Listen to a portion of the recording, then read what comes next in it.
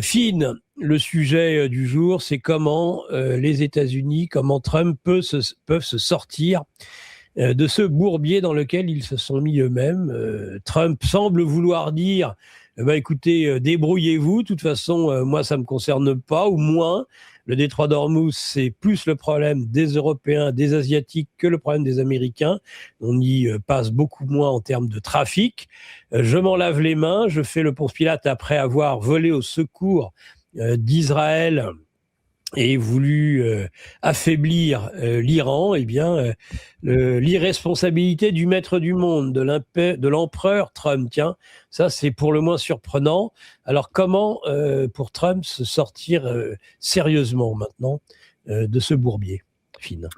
Oui, effectivement, il montre quand même un manque de responsabilité qui est incroyable en faisant ce genre de commentaires. Ça t'est fuité ce que tu viens de dire, donc qu'il souhaiterait tout simplement quitter cette guerre et même si le détroit d'Ormuz restait fermé. Et il dit aux autres, débrouillez-vous. Ça, c'est d'une irresponsabilité incroyable. C'est l'attitude d'un enfant de 6 ans qui a casser le jouet de quelqu'un d'autre et qui ensuite veut juste quitter le lieu où cela a eu lieu. C'est absolument dingue, mais évidemment, c'est tout à fait dans l'esprit et dans le niveau de Trump. Donc, effectivement, si vous avez vu les différents échanges, surtout entre les communications publiques de Hegseth, qui est ministre de la Défense, de Trump lui-même et de Marco Rubio, c'est absolument dingue. Et étant donné que c'est une des puissances ou la puissance la plus forte du monde, on a de quoi être extrêmement inquiété quand on voit ce genre de tweets, de messages, de communication à la presse. C'est incroyable. Et je dirais que c'est peut-être même le plus incroyable, c'est peut-être quand même Marco Rubio. Parce que Marco Rubio, c'est quand même le diplomate en chef. Oui. Et il a quand même beaucoup de bouteilles à Washington. Même si c'est un néoconservateur, il devrait quand même savoir mieux que cela, parce que Hegseth, il est imbu de sa nouvelle position, il est inexpérimenté, il ne suit que la voix de son maître, il est très excessif. Et Trump, évidemment, c'est Trump. Hein. Donc, je suis peut-être plus choqué par le fait qu'il y ait d'un total manque de volonté de négocier, même de signaux de vouloir négocier de la part de Marco Rubio, qui a à sa tête, il est la tête donc du département d'État, parce que sachons que toute initiative pour négocier doit inclure, Marco Rubio doit inclure le département d'État. On sait qu'avec la Russie et même avant donc avec l'Iran, le département d'État n'a jamais été impliqué. Cela montre bien à quel point Marco Rubio lui-même ne voulait pas de négociations ou les prenait pas au sérieux parce qu'il souhaitait une escalade, voire une guerre. Donc il était tout à fait aligné sur Trump de ce point de vue-là et sur les Israéliens. On l'a vu clairement dans le cas du Venezuela aussi. Donc pour moi, le premier signe qu'il y aurait une volonté de négocier, ce serait un changement de ton provenant de Marco Rubio. On avait parlé aussi à un moment donné de Vance, que J.D. Vance, ça c'était il y a plus d'une semaine, hein, on parlait dans les journaux américains de la possibilité pour J.D. Vance, qui est quand même respecté internationalement, de prendre part aux négociations. Mais c'est après, on n'a plus rien entendu de Vance, sauf il a dit devant Trump que les Iraniens étaient susceptibles de mettre des ceintures, des ceintures terroristes explosifs nucléaires. Donc il a fait un commentaire qui était complètement hors sol et complètement disjoncté. Et depuis, on n'a rien entendu parler de Vance. Donc je crains malheureusement que nous sommes, comme disait M. Bonnard, hein, nous sommes actuellement sur une tangente, disons, d'escalade. Donc comment sortir de cette crise? Parce que ce qui est clair maintenant, c'est que Trump et l'administration Trump commencent à perdre le contrôle de cette guerre. Je ne dis pas encore qu'ils perdent cette guerre, mais ils commencent à perdre le contrôle de cette guerre, non seulement militairement, ça je pense clair pour tout le monde, et M. Bonnard l'a également expliqué, mais également politiquement et financièrement. Donc politiquement, on voit aussi quelques mouvements de la part des pays du Golfe qui commencent à hésiter. Est-ce que je vais continuer à mettre tous mes œufs dans le panier de Oncle Sam? On voit aussi chez les Européens, il n'y a pas que l'Espagne maintenant, on voit que l'Italie et la France ont maintenant interdit des vols de cargaison d'armes vers Israël, et c'est pas trop tôt, je dirais. Hein. Qu'est-ce que la France a attendu pour faire ça il y a 3 ans, lorsque le génocide a commencé? On se demande quand même. Hein. Mais bref, ça c'est une petite parenthèse. Mais ce qui montre bien, et on voit aussi des commentaires chez les Suédois, chez les Irlandais évidemment, un petit peu chez les Allemands aussi, avec le ministre de la Défense. Donc on voit que les Européens commencent quand même à bouger un tout petit peu politiquement et exprimer leur dissatisfaction. Parce que c'est qui va trinquer d'abord? Ça sera l'Asie, et ils sont déjà en train de trinquer, mais on n'en parle pas du tout parce que ça ne nous concerne pas, comme d'habitude. Et deuxièmement, les Européens. Et après, en troisièmement, uniquement, ça sera les Américains, avec surtout des hausses de prix à la pompe. Bon, c'est important, mais les États-Unis restent quand même une économie énorme, relativement isolée et donc moins affectée par ce genre de choses.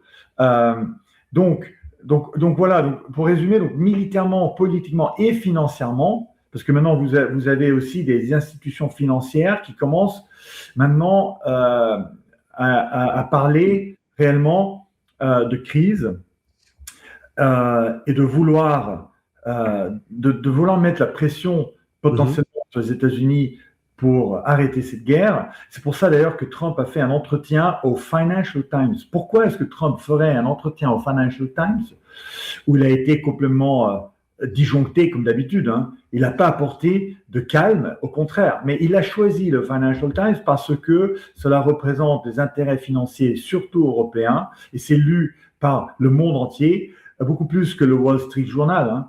Et donc, c'est pour ça. Donc, il n'y a pas de victoire possible pour les États-Unis. Il faut déjà qu'ils le comprennent. Je pense qu'ils l'ont compris. Ils l'ont compris maintenant. C'est juste que la situation est très compliquée parce qu'il faut maintenant pour les États-Unis sortir de cette guerre. Et je fais toujours le parallèle avec le Vietnam. Hein. Je pense qu'évidemment, beaucoup de personnes pensent que c'est excessif, mais je vous rappelle qu'au Vietnam, en 66-67, nous étions à peu près dans la même situation, où il y avait très très peu encore de conseillers au sol, comme ils l'appelaient, et Lyndon Johnson a pris une décision fatidique. Fin 67, début 68, d'envoyer des hommes au sol, des conseillers, et ensuite il y a eu un engrenage que vous connaissez. Donc je ne dis pas que l'ampleur pourrait être le même, je dis juste que l'engrenage et la fuite en avant est très importante et je dirais que ce parallèle est très important. Et donc il faut apprendre de l'histoire pour comprendre un petit peu le présent, hein, pour paraphraser Orwell. Donc, il ne faut pas balayer d'un revers de main ce qui s'est passé dans les années 60 au Vietnam, et surtout pas aux États-Unis, mais je ne vois personne aux États-Unis qui fait ce parallèle parce qu'ils sont dans leur bulle. Et donc, pour revenir au sujet, comment sortir de la crise? Je vois, donc je vais développer après, mais je vois en fait 3 possibilités que Trump pourrait envisager. La première, c'est la diplomatie. Et c'est la plus évidente, c'est la plus pacifique, c'est celle que nous privilégions tous, évidemment. La deuxième, c'est une crise économique mondiale qui va se profiler à l'horizon, qui est déjà à l'horizon, mais qui va nous tomber dessus, et qui va quelque part contraindre Trump d'arrêter cette guerre, négociation ou pas négociation, parce qu'à un moment donné, la pression va être tellement énorme pour juste arrêter cette guerre. Et 3, la fuite en avant. C'est-à-dire utiliser la violence. Alors, le premier, la diplomatie, évidemment, c'est très, très compliqué aujourd'hui. Ça devrait être facile, mais c'est très compliqué à Washington. Comme j'ai dit, vous ne voyez aucun signe actuellement que c'est une voie qui est privilégiée et même pas abordée. Surtout parce que Marco Rubio ne fait aucun discours dans ce sens. On pourrait imaginer que Pete Hegseth, le ministre de la Défense, et Trump étaient bellicistes dans leurs propos, mais que c'était équilibré par des propos, disons, un petit peu plus nuancés et vers la diplomatie de la part de Marco Rubio. Ce n'est pas du tout le cas. Donc, pour le moment, ce n'est pas du tout une piste envisagée. Et là, il y a quand même un énorme problème parce que vous avez quand même les États du Golfe qui, eux, devraient être sur la même longueur d'onde. Je ne suis pas sûr aujourd'hui que tous les pays du Golfe, surtout l'Arabie Saoudite, aient sur cette longueur d'onde. Mais bon, ils pourraient peut-être être très facilement convaincus. Mais le plus grand problème, c'est Israël. Aujourd'hui, Israël a tout misé sur cette guerre. Pour Israël, c'est un moment eschatologique. C'est un moment où la supernation, ça c'est Netanyahou qui le dit, hein, c'est le moment où la supernation israélienne va voir le jour. C'est quitte ou double pour Israël, c'est ça qu'il faut comprendre. C'est pour ça que, comme dit M. Bonnard, cette situation est si compliquée et si dangereuse, parce que Israël a tout misé là-dessus, tout. Ils sont en train de potentiellement sacrifier leur image mondiale qu'ils ont tellement curé et soigné pendant toutes ces décennies. Leur image mondiale est en train de tomber aux oubliettes, surtout leur image auprès des Occidentaux, parce que le Sud global avait déjà compris depuis longtemps qui était Israël. Mais c'est les pays occidentaux. On voit maintenant aux États-Unis et en Europe l'image d'Israël qui est en train de réellement s'écorner chaque jour, un peu plus. Et donc là, ça veut dire qu'ils jouent quitte ou double. Et ils ne vont pas abandonner le projet de la destruction de l'État de l'Iran si rapidement, parce qu'ils sont en train de prendre très très cher. Tous les jours, ils sont en train de prendre des missiles dans des sites stratégiques, des sites d'infrastructure, des sites militaires, des sites politiques. Donc, et évidemment aussi certains sites civils, hein, faut pas les nier non plus, mais ils sont en train de prendre très cher. Donc pour Israël aujourd'hui, de dire nous passons à la diplomatie, ce serait un aveu d'échec pratiquement, parce que ça veut dire que toutes ces destructions pour des dizaines de milliards en Israël et une économie à plat et une image complètement écornée, tous ces sacrifices-là ne seront pour rien en réalité. Donc ça veut dire que quand bien même Trump souhaitait initier le processus de diplomatie avec l'Iran, la première chose à faire, ce serait, même avant de parler avec l'Iran, ce serait rétablir des relations normales avec Israël. Donc ça, c'est vraiment le point clé. Il faut à un moment donné que les États-Unis règlent leurs problèmes de relationnel avec Israël. Et tant que cela ne sera pas fait, pendant que cette guerre a lieu, il ne pourra pas y avoir de diplomatie. Vous avez vu qu'à chaque fois qu'il y a eu des espèces de propositions, c'est des mensonges en réalité de Trump. Il n'y a aucune diplomatie en cours. C'est un pur mensonge. Mais quand Trump dit que oui, nous sommes en train de parler, tout se passe très bien, à chaque fois, Israël bombarde des sites extrêmement stratégiques ou civils, hein, de l'eau, des sites énergétiques en Iran.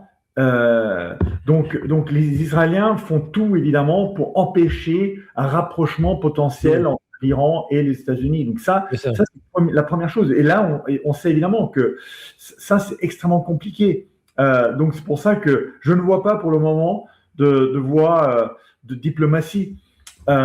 Il faut se rappeler que Israël se fiche complètement en réalité de l'économie mondiale.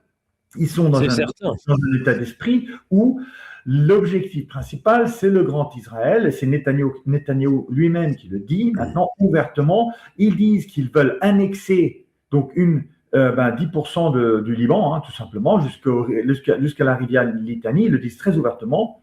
Et il s'agit d'étendre Israël et de détruire l'État iranien. C'est ça le but. Donc, je crois que les Russes ont peut-être une capacité de pression sur Israël. Ça, c'est vrai. Donc, à voir. Les Russes ont été très déçus parce qu'il y a eu un accord entre l'Iran et Israël en décembre. Personne n'en parle dans les médias français, hein, mais il y a eu un accord par intermédiaire des Russes entre Israël et l'Iran en décembre, comme quoi ni l'un ni l'autre allait initier une attaque sur l'autre. Mhm. Et Israël, évidemment, qui a brisé cet accord. Et ça, pour les Russes, ce n'est pas acceptable. Parce que les Russes, il en va de la crédibilité des Russes et de la parole des Russes. Donc, en fait, Ouais. aux yeux des Russes, les Israéliens ont brisé un lien ou un accord diplomatique et un accord de confiance avec les Russes. Donc ça, c'est très important parce que, évidemment, Poutine doit toujours jouer un petit peu sur les deux tableaux parce qu'il y a plus de 1 million, voire presque 2 millions d'Israéliens d'origine russe en Israël qui représentent quand même une population importante politiquement pour Poutine. Donc, il ne peut pas complètement abandonner Israël, ça c'est sûr. Mais ce qui vient de se passer en décembre, c'est important. Donc, ça, c'est pour ça qu'on passe à la deuxième phase, ou à la deuxième option pour sortir de cette crise, c'est par contrainte. C'est-à-dire que si cette guerre continue, même sans escalade, si elle continue juste comme elle continue actuellement, nous allons avoir une économie mondiale qui va s'empirer au fil des semaines et au fil des mois. Et donc, la pression sur les États-Unis ne va qu'augmenter, la pression sur l'administration Trump, également des institutions financières, disons, occidentales. La pression va augmenter sur Trump pour disons, arriver à un accord et pour tout simplement arrêter les bombardements. Parce que la première chose que demande l'Iran, je rappelle, la première chose, c'est arrêter les bombardements et les assassinats. C'est la première chose. Donc déjà, en guise de bonne foi, la première chose que pourraient faire tout simplement les États-Unis, c'est juste arrêter les bombardements. Je rappelle que ce sont eux les agresseurs. Donc la première chose que doit faire un agresseur en droit international, c'est d'arrêter de bombarder le pays qui l'agresse. C'est la première chose. Et ensuite, évidemment, il va falloir rétablir la confiance, initier des négociations. Je pense que les Iraniens sont tout à fait, disons, raisonnables. Ils pourraient très bien, dans ce cas, ouvrir le détroit pour laisser passer au moins pas mal de navires qui concerne les autres pays du monde, peut-être pas Israël et les États-Unis, et cela pourrait soulager l'économie mondiale. Donc on voit bien qu'il y a une voie vers la paix et vers une désescalade. Encore faut-il que Trump et son administration, qui est complètement disjonctée, saisissent cette voie. Et je pense que malheureusement, il y a peut-être une crise économique, c'est seulement une crise économique majeure qui va inciter ou mettre la pression sur Trump pour saisir cette voie-là. Et donc, le troisième point, c'est tout simplement la fuite en avant. Ça, on l'a vu, et c'est la solution facile en réalité, parce que les soldats sont là, il suffit d'appuyer sur un bouton. Donc, évidemment, on va lui expliquer qu'il y a des risques, mais personne ne va oser dire à Trump que cette opération va être un échec. Personne ose avouer cela à Hegseth. Et Hegseth, évidemment, ne va jamais dire cela ou avouer cela à Trump. Donc, Trump vit un petit peu quelque part aussi dans une bulle. Et les journaux américains rapportent qu'il n'est pas si informé que ça. C'est ça. C'est le Pentagone qui lui montre une vidéo de 2 minutes tous les matins. C'est ça, tous les matins et c'est tout. C'est ça, qui lui montre tous les bombardements américains qui ont eu lieu sur l'Iran. Donc, il a l'impression que, voilà, l'Iran est anéanti, mais continue à bombarder. Donc, oui, c'est ça. Pour ça, il dit c'est injuste. Ils ont perdu la guerre, mais ils continuent. C'est pas normal. Exactement. Donc, je pense que malheureusement, l'option diplomatique, c'est la moins probable actuellement, mais bon, il faut voir dans les semaines qui suivent. Ensuite, il y a l'option crise économique qui va mettre la pression sur Trump, mais on n'y est pas encore parce que ça va nécessiter peut-être des semaines, voire des mois, pour que la pression arrive sur Trump. Je rappelle que si la pression est sur l'Europe ou sur l'Asie, les Américains vont pas bouger le petit doigt. Ils l'ont déjà montré. Ils se fichent complètement de leurs soi-disant sbires ou vassaux ou alliés. Et ça va évidemment changer complètement. C'est en train de complètement changer la géopolitique mondiale en défaveur des États-Unis. Donc, c'est à nouveau les États-Unis qui ne voient pas plus loin que le bout de leur nez parce qu'ils ne comprennent pas les conséquences politiques de leurs propres actions, même si ces actions paraissent être, disons, bénéfiques pour eux à très court terme. à très très court terme. Évidemment, à moyen et à long terme, il va y avoir des conséquences politiques majeures, et pas seulement au Moyen-Orient. Donc malheureusement, je pense que pour le moment, la probabilité la plus élevée reste celle pour Trump d'une escalade, et c'est-à-dire de continuer le bombardement, d'augmenter le bombardement, premièrement. Donc je parlais la semaine dernière de bombardement stratégique. Donc je fais la différence, comme on fait d'habitude, entre bombardement tactique, où il s'agit de cibler des cibles très spécifiques qui peuvent contribuer à l'amélioration de la position de son propre camp, comparer cela au bombardement stratégique, ce que font les Américains, et c'est l'objectif donc de bombarder si fortement qu'on change la donne politique. Mais évidemment, cela est très compliqué, cela ne fonctionne pratiquement jamais, mais cela s'appelle bombardement stratégique. C'est ce que, évidemment, les Américains ont essayé en France, en Normandie en 1944, en Allemagne en 1944-1945, en Corée, au Vietnam, en Irak. Donc, même, je sais que ça peut choquer, mais malheureusement, nous sommes déjà dans un moment de bombardement stratégique, parce que je signale qu'il y a des milliers de cibles qui ont déjà été détruites. On parle de 80 000 bâtiments qui ont été endommagés ou détruits en Iran déjà, après un mois. Il y a des centaines d'écoles, de centres de soins qui ont été touchés. Il ne faut pas croire une seconde à nouveau que ce sont des erreurs. À nouveau, il s'agit ici de démoraliser et détruire la société iranienne. C'est ça l'objectif, comme ils ont fait à Gaza et comme ils souhaitent maintenant le faire au Sud-Liban. Et moi, ici, je ne fais aucune distinction en réalité, ou presque aucune distinction entre Israël et les États-Unis. Presque aucune distinction. Il faut se rappeler que ce sont les États-Unis qui ont détruit cette école avec 160 petites filles dedans. Donc, je fais très peu de différence. Pourquoi ? Parce que, à nouveau, les États-Unis peuvent dire à Israël ce qu'il faut faire, peuvent restreindre Israël s'ils veulent. Peut-être qu'ils ne veulent pas, pour différentes raisons.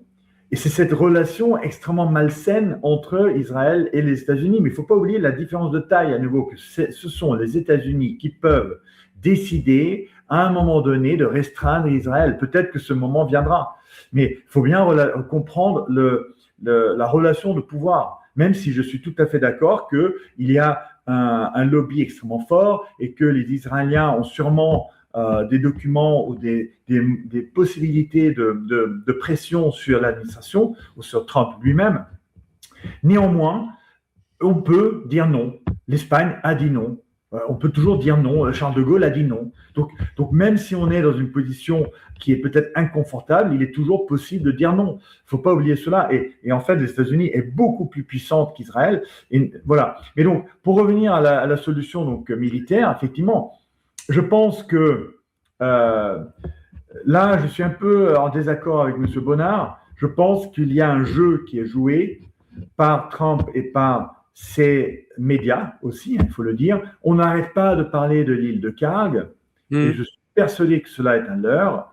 Les Américains ne sont pas stupides, ils savent très bien comment utiliser les médias, ils savent très bien que si vous allez vous concentrer sur une certaine cible pour un éventuel débarquement, vous n'allez pas évidemment en parler dans la presse en permanence. Donc je suis persuadé ou je dirais que je ne serais pas surpris si la cible réelle n'était pas l'île de Karg, mais une autre destination. Par exemple, il y a un port au sud dans la mer d'Oman, ça permettrait un débarquement sans passer par le détroit d'Ormuz.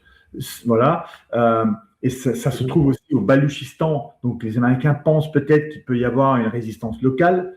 Il y a aussi l'île de Keshm, qui est une possibilité. Je sais que M. Bonnard a dit qu'il est très, très bien défendu, mais on ne sait jamais.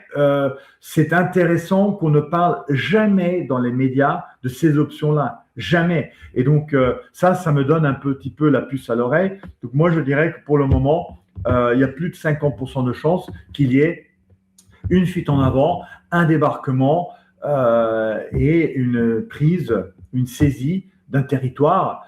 Évidemment, les premiers jours, à nouveau, vont être spectaculaires. C'est Trump qui va… Voilà, le drapeau américain sera planté et Trump va se féliciter. Ce sera exactement comme il s'est félicité lors de la guerre de juin, quand il a pensé en 48 heures que c'était fini, que l'Iran avait plié. Et ensuite, il a dû rebrousser chemin en comprenant que ça n'allait pas être aussi simple que ça. Donc, il a refait la même erreur cette fois-ci.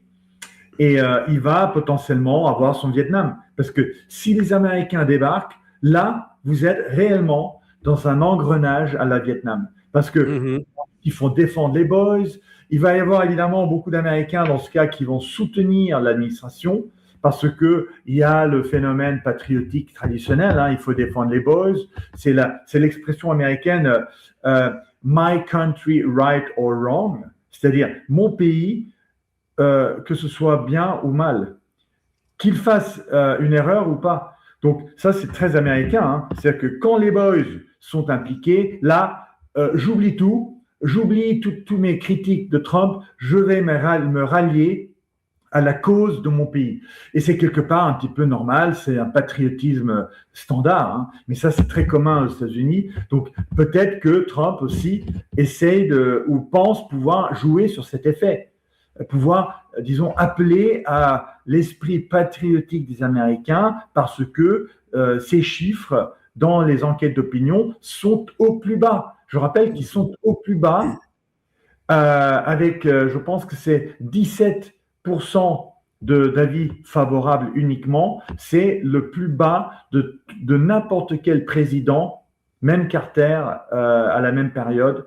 Il n'y a pas eu plus bas que lui. Et on comprend tout à fait pourquoi. Parce qu'il est en train de faire quelque chose qui n'a absolument rien à voir avec le programme pour lequel il a été élu. Donc c'est tout à fait normal. Il est maintenant sanctionné par l'opinion.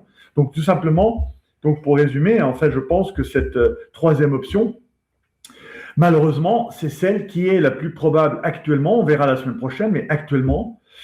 Et évidemment, si cela a lieu, cela va plonger le monde dans une crise politique et diplomatique que nous n'avons pas vue depuis probablement la crise des missiles de 62. Hein. Ça va être absolument dingue. Et là, j'aimerais à nouveau voir la France jouer un rôle. Où est Macron? Où est Macron? C'est quand même incroyable. C'est ça. Tout à fait. Donc voilà, donc on verra bien, hein, mais je vois ces trois options. Malheureusement, pour le moment, je ne vois pas d'issue pour le moment favorable. Et à nouveau, hein, c'est toujours l'option la plus simple pour un président américain. C'est toujours juste appuyer sur le bouton, donner le feu vert. Vous avez les boys qui sont déjà sur place. C'est si simple que de négocier et de perdre la face dans les négociations. C'est beaucoup plus simple que de sacrifier un peu de boys. Et évidemment, beaucoup d'Iraniens vont mourir. Malheureusement, hein, énormément d'Iraniens vont mourir, comme ils sont morts dans la guerre Iran-Irak. Mais si vous connaissez un peu l'Iran, vous savez qu'ils vont se défendre bec et ongle. Ils ne vont pas lâcher d'une semelle les Américains tant qu'ils n'auront pas reconquis le territoire perdu, que ce soit une île ou autre chose.